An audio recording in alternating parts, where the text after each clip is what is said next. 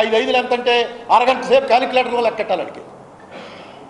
వాళ్ళు వచ్చి 10 లక్షలు 20 లక్షలు తీసుకుని చెప్తూ ఉంటారు. ఇప్పుడు ఏం చెప్తున్నారు?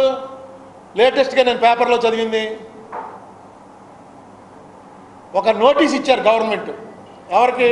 కోర్టు వారు చెప్పారు, నోటీస్ ఇవ్వండి, ఎవరెవరైతే ఈ చిట్ ఫండ్ దాంట్లో సబ్స్క్రైబర్స్ ఉన్నారో వాళ్ళకి తెలియకుండా chit fund company rules violate చేస్తుందని ఊహించడం కరెక్ట్ కాదు, వాళ్ళకి నోటీస్ ఇవ్వండి అన్నారు. లక్షల మీద ఉంటారు, అందరికీ ఎక్కడ నోటీస్ ఇవ్వగలరు? పేపర్లో అడ్వర్టైజ్మెంట్ ఇచ్చారు. ఇది నోటీసు, ఇగో దీన్ని బట్టి మీరు అందరికీ కూడా తెలియజేస్తున్నాం, ఈ కంపెనీలన్నీ ఈ సెక్షన్లను వ్యతిరేకించి చేస్తున్నాయి, అందుకని ఈ సెక్షన్లను వ్యతిరేకించి చేస్తున్నందుకు వీటికి మూసివేత ఆర్డర్లు ఇస్తున్నాం అని వేశారు. ఈవేళ ఏం వేశారంటే కోర్టులో, ఇలా అందరికీ కలిపి ఒక దీన్ని ఆర్డర్ ఇచ్చేస్తే సరిపోతుందా? మొత్తం 8 లక్షల మంది ఉంటే 8 లక్షలు, 80,000 మంది ఉంటే 80,000, అందరికీ నోటీసులు పంపించాలి అని 620 పేజీల ఎఫిడేవిట్ వేశారు. ఇప్పుడు ఆ కోర్టులో దాని మీద 2-3 రోజుల నుంచి జరుగుతుంది. ఇదే మార్గదర్శి వారు హైదరాబాద్లో ఒక్కొక్కడికి ఇచ్చినట్టయితే ఎలా కుదురుతుందండి? ఏ చీటీ మూసేస్తుంటే ఆ చీటీకి ఇస్తున్నారు, మీ చీటీ మూసేస్తామని. ఇది ఎలా కుదురుతుంది? మాది చాలా పెద్ద కంపెనీ, ఇన్ని బ్రాంచీలు, ఇంతమంది సబ్స్క్రైబర్సు, మాకు ఈనాడు పేపరు, ఇది మాత్రం ఎప్పుడు వదలరు. ఇందులో కూడా అంతే.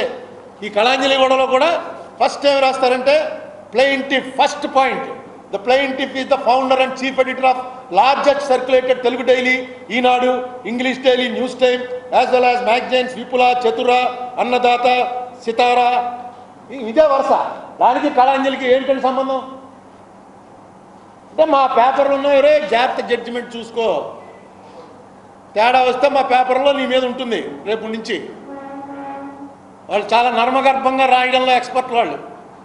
నిన్ను బూతులు తిడితే నీ ఫ్రెండ్స్కి నీకు తప్ప ఎవరికి తెలీదు. ఎక్కడెక్కడ నువ్వు డ్యామేజ్ అవ్వాలో అక్కడే డ్యామేజ్ అయినట్టుగా రాయగలిగినట్టు సమర్థత ఉంది వాళ్ళకి. నిన్న రాశారు చూడండి, తెలంగాణ 2 లక్షల టన్నులు దాటిపోయింది, ఆంధ్ర ఇంకా 150,000 టన్నుల్లోనే ఉంది. చూశారుగా నిన్న మొన్న బ్యానరు, ధాన్యం ఉత్పత్తిలో తెలంగాణ ఆంధ్రాని దాటిపోయి 1,00,000 టన్నులు ఎక్కువ వచ్చింది. అది రిపోర్టు, కరెక్ట్. అది అందులో అబద్ధం ఏమీ లేదు. కానీ ఏంటి, జగన్మోహన్ రెడ్డి వచ్చిన తర్వాత ఈ ఆంధ్రాలో తగ్గిపోయింది, కేసీఆర్ వల్ల తెలంగాణలో పెరిగిపోయింది. అదే కదా అర్థం. అంతేనా? ఇంకేమైనా అర్థం వస్తుందా? నేను కూడా అది చూసి ఏంటి ఇంత దారుణం, మంది ఇంత మంచి ల్యాండ్ ఎలా తగ్గిపోయిందిరా అని ఫోన్లు చేశాను. చేసి దానికి సంబంధించినటువంటి వారు నాగిరెడ్డి గారని ఒక దాంట్లో దానికి సంబంధించినది ఇప్పుడు కార్పొరేషన్ కూడా ఉంటుంది, ఆయనకి చాలా నాలెడ్జ్ ఉంది ఈ ఎడ్యుకేషన్ దీని మీద. మన త్రినాథరెడ్డి ఉన్నాడు రామచంద్రపురం, వీళ్ళందరిది ఇదే పని. వాళ్ళని అడిగితే కరెక్టేనండి, ఫిగర్ కరెక్ట్గా చెప్పలేం కానీ పెరిగిన మాట నిజమే. తెలంగాణలో ఈ లిఫ్ట్ ఇరిగేషన్లు పెట్టి విపరీతంగా ఇచ్చేస్తున్నారు వాటర్. అది అందులో కన్ని భూమి, అంతకుముందు ఎప్పుడు వ్యవసాయం చేసింది కాదు, కొంత పెరుగుతుంది అది. కానీ మీరు అది చూస్తారు ఎందుకంటే అన్నాడు. అది చూడకపోతే ఇంకేం చూస్తామా అంటే, చంద్రబాబు నాయుడు గారు 5 ఏళ్లలో ఎంత వచ్చింది, ఇప్పుడు ఎంత వచ్చింది అది చూడండి. అది చూడకండి, నిజంగా ఎప్పటికీ తట్టదు మనకి అని వెంటనే వాళ్ళు క్యాలిక్యులేషన్లు పంపారు. చంద్రబాబు నాయుడు గారి కన్నా 18% పెరిగింది వరి. కానీ అన్నిటికన్నా అరటికాయలు అరటిపళ్ళు ఇండియాలో నెంబర్ 1లోకి వచ్చేసంట. ఆయన పంపిస్తే కానీ ఎప్పటికీ స్ట్రైక్ అవుతుంది. ఇది కామన్ మ్యాన్ ఎవడైనా సరే, అమ్మ తెలంగాణలో కూడా మనకన్నా ఎక్కువ పండిస్తుంది ఇట్రా, అదే ఒక పద్ధతి. ఆ పద్ధతి ఆయన అవలంబిస్తూ వస్తున్నాడు. ఆయన పేపర్ సర్క్యులేషన్ పెరుగుతుంది, బాగుంది, రన్ చేస్తున్నాడు, మనకేం అభ్యంతరం లేదు. ఈ మార్గదర్శికి వచ్చేటప్పటికి మాత్రం ఇది ఒక parallel banking without any license permission from the union government or reserve bank. Parallel banking నడుపుతున్నారు. దీంట్లో అనంతపూర్ బాబుతో వీళ్ళు ఇచ్చిన నోటీస్ ఎక్కడి నుంచో సంపాదించాను. గవర్నమెంట్ ఇవ్వట్లేదు నాకు. నేను తిరుపతి ఎందుకు వెయిట్ చేస్తున్నానంటే, రామోజీరావు గారిని ఆవిడ శైలజ గారిని వీళ్ళు వెళ్ళి ఏదైతే క్వశ్చనింగ్ చేస్తూ వీడియో తీశారో ఆ వీడియో తిరుపతిలో చూపించాలి. సీక్రెట్గా మీ దగ్గర పెట్టుకోవడానికి వీడియోలు ఎందుకంటే తీయడం, తీసుకొచ్చి చూపించండి. ఏం చెప్పారో చెప్పండి. క్లియర్గా చెప్పారని పేపర్లో వచ్చింది. మాకు ఏపీ చిట్ ఫండ్ యాక్ట్ వర్తించదు, మేము కంపెనీ యాక్ట్ ప్రకారం రిజిస్టార్ ఆఫ్ కంపెనీస్కి అన్ని అకౌంట్లు ఇస్తున్నాం, చాలది. మేము ఎవరైనా కంప్లైంట్ ఇచ్చారా మా మీద? ఇదే మాట ఎవడన్నా కంప్లైంట్ ఇచ్చాడా? రామోజీరావు మీద కంప్లైంట్ ఇచ్చి ఏబీకే ప్రసాద్కి ఏమైందండి? ఏబీకే ప్రసాద్ అంటే స్టార్ ఎడిటర్. మనకు తెలిసి ఏబీకే ప్రసాద్ని మించి పాపులారిటీ ఉన్నవాడు దాసరి నారాయణరావుకి డైరెక్షన్లో ఎలాగో, విశ్వనాథ్కి డైరెక్షన్లో ఎలాగో, యాక్టింగ్లో చిరంజీవి, అమితాబ్ బచ్చన్ వాళ్ళు ఎలాగో, జర్నలిస్ట్ ఫీల్డ్లో ఏబీకే ప్రసాద్ని మించి పేరు వచ్చినవాడు మరొకరు లేడు. అంత పేరున్నటువంటి జర్నలిస్టు, జాగ్రత్తలు చూసుకుని రాసే జర్నలిస్టు గవర్నమెంట్ వారు పెట్టినటువంటి కేసుని తీసుకొచ్చి రిపోర్ట్ చేస్తే ఆయన్ని శిక్ష ఇచ్చారు. శిక్ష డబ్బులు కట్టేశాడు ఆయన. తర్వాత ఎప్పుడో అడిగాను నేను, ఏమన్నా ఎలా కట్టేశారండి మీరని. ఎన్నాళ్ళు తిరుగుతామా కోర్టు చుట్టూతాను, ఎవరి చేత వేయిస్తాడు, ఆయన రాడు కోర్టుకి, మనం కోర్టు చుట్టూ తిరగాలి. ఎందుకు వచ్చింది ఇది? ఇక ఏ కోర్టుకి వెళ్ళినా ఇది ఇలాగే ఉంటుంది, లాగుతూ ఉంటుంది, నేను తిరగలేను, అందుకని కట్టేశాను. 2000 అంతా ఫైన్ కట్టాడు. ఏబీకే ప్రసాద్కే ఆ పొజిషన్ తేగలిగారంటే ఇది ఏంటి ట్విస్ట్? ఎలా చేస్తారు? నేను ప్రభుత్వం సంబంధించిన అడ్వకేట్లను ఒకటే కోరుతున్నా, ఎందుకు అనవసరం 2 గంటలు చెప్తాడు, 6 గంటలు, ఆయన 6 గంటలు చెప్తాడు, ఈయన 12 గంటలు చెప్తాడు. ఎందుకు ఈ ఆర్గ్యుమెంటు?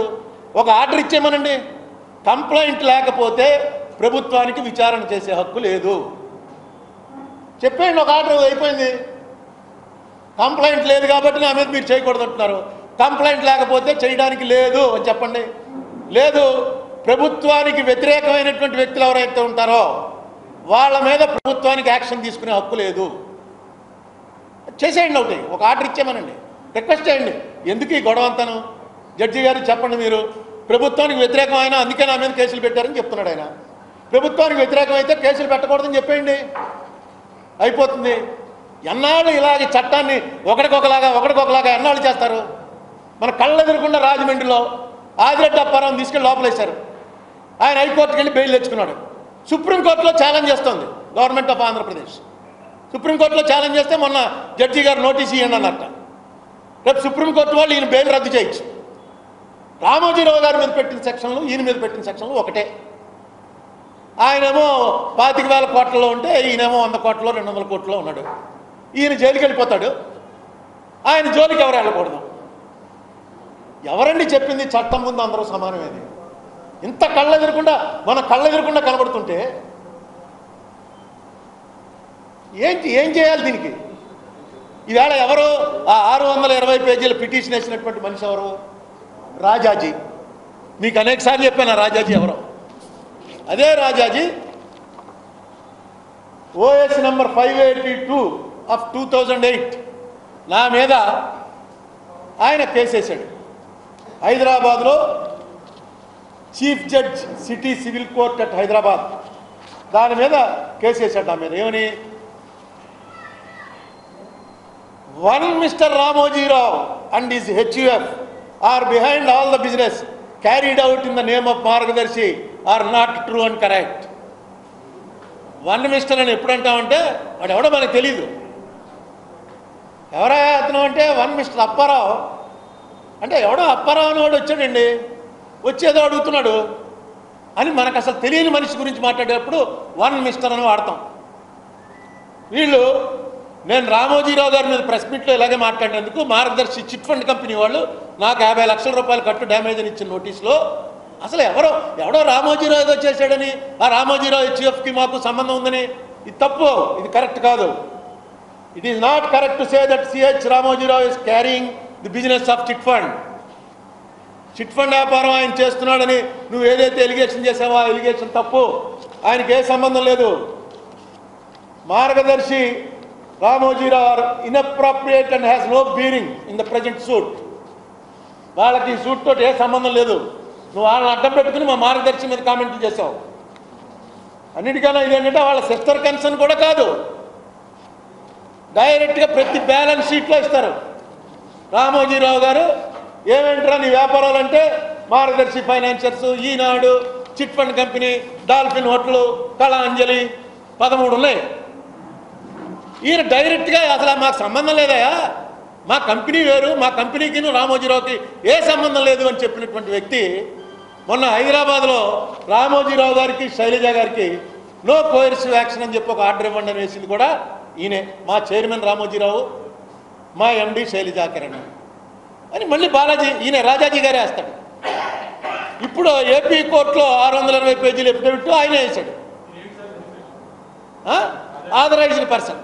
అదే ఆథరైజేషన్ ఎవరు ఇచ్చారో ఏంటో తెలియదు నాకు, కోర్టులో ఉన్న కాగితం ఇచ్చాడేమో నాకు తెలియదు.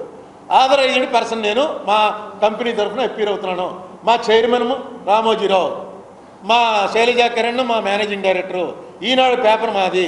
ఈనాడు పేపర్లో జగన్కి వ్యతిరేకంగా రాస్తున్నారు కాబట్టి జగన్ ప్రభుత్వం మా మీద కక్ష కట్టింది. ఇదే మాట. ఇదే మా మార్గదర్శి ఫైనాన్షియర్స్ ఢిల్లీలో సుప్రీంకోర్టులోనూ ఇదే మాట. అది ఆ కేసు పెట్టింది ఎప్పుడది? రాజశేఖర రెడ్డి బతుకున్నప్పుడు. జగన్ అన్నవాడు నేను వేస్తే వచ్చాడు ఆయన. అందులోకి హరీష్ సాల్వే గారు వచ్చి చెప్పారు, ఈ కేసు అంతా రాజకీయం కేసు, నాకు టైం ఇవ్వండి నేను ప్రూవ్ చేస్తానన్నాడు. హరీష్ సాల్వే అంటే ఇండియాలో హైయెస్ట్ పెయిడ్ అడ్వకేట్. ఆయన లండన్లో ఉండి ఆన్లైన్ వస్తాడు. మొన్న కూడా ఆన్లైనే వచ్చాడు.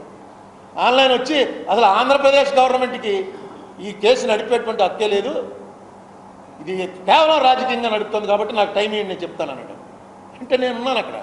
ఏం చెప్పాను? ఆంధ్రప్రదేశ్ నడపడం అంటే నేను కంప్లైనెంట్ని. నేను ఆంధ్రప్రదేశ్ మీద తెలంగాణ 2 రాష్ట్రాలని కలిపేశాను. అది మార్గదర్శి ఫైనాన్షియర్స్. నేను కంప్లైనెంట్ ఉంటే తెలంగాణ వాడు రిప్లై చేయకపోతే ఆంధ్ర వాడికి హక్కు పోతుంది.